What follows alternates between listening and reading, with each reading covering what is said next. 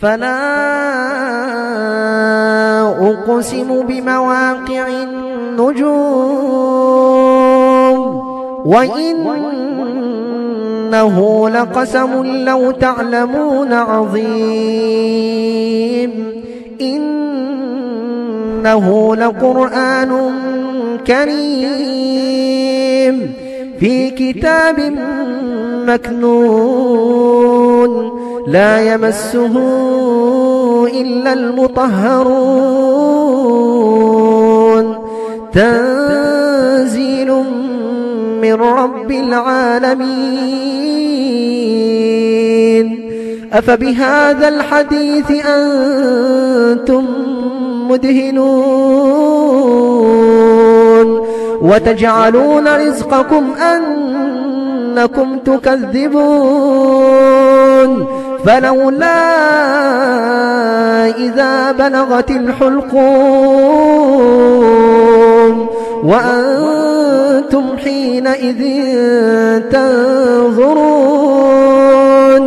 ونحن أقرب إليه منكم ولكن لا تبصرون فلولا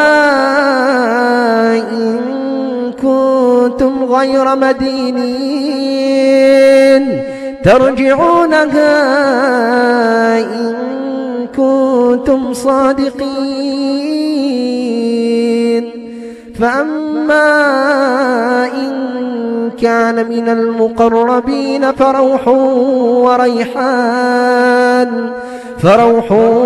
وريحان وجنة نعيم وأما إن كان من أصحاب اليمين فسلام لك من أصحاب اليمين وأما إن كان من المكذبين الضالين